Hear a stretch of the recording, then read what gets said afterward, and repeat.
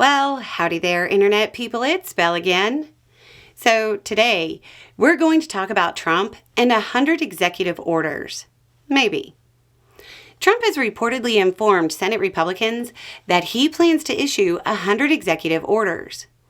Not much is known about the content of most of them yet, but there's still some things to go over that may prove important and might help people brace themselves for the coverage. First, the politics. Trump's dream of a transformative first 100 days has been nixed by his own party's dysfunction. Major figures in the party are openly saying his big plans won't happen in the first 100 days.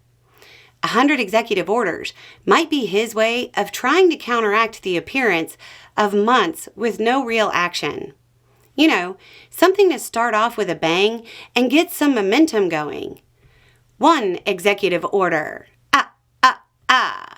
2 executive order. It's a show. Now, that doesn't mean they won't have real effects, and some could be major. But the big, beautiful round number screams politics over policy bigly.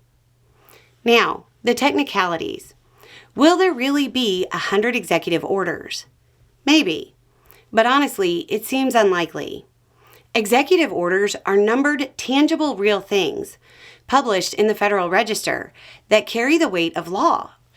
He might be conflating executive order and executive action, which is basically guidance or a stated position that doesn't really matter much in the big picture. Executive actions disappear at the end of the administration or whenever people forget, whichever comes first.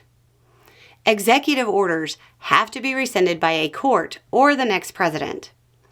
I would be completely unsurprised if Trump is blurring the lines between the two.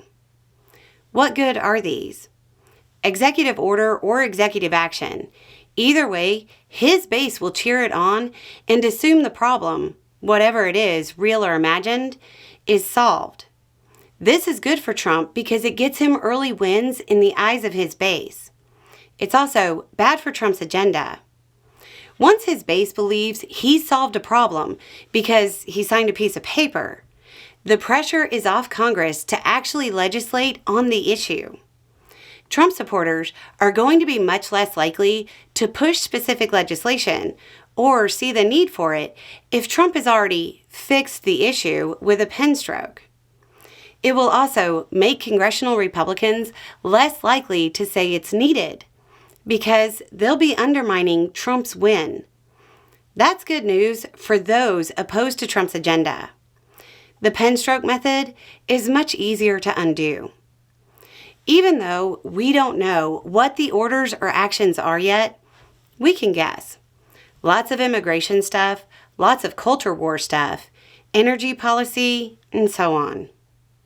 What happens after he signs them? Well, if past is prologue, the orders will overreach and Democratic states will take them to court. Many will end up blocked while the court case plays out. If they get them temporarily blocked, I feel like a lot of the states will simply try to run out the clock rather than go for the win and risk ending up at the Supreme Court that is sympathetic to Trump. So, they'll probably continue and stall and try to drag out the implementation for as long as possible.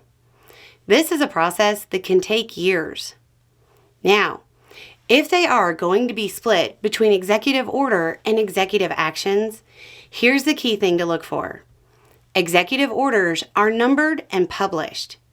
If they aren't in the Federal Register, it's mainly red meat for his base.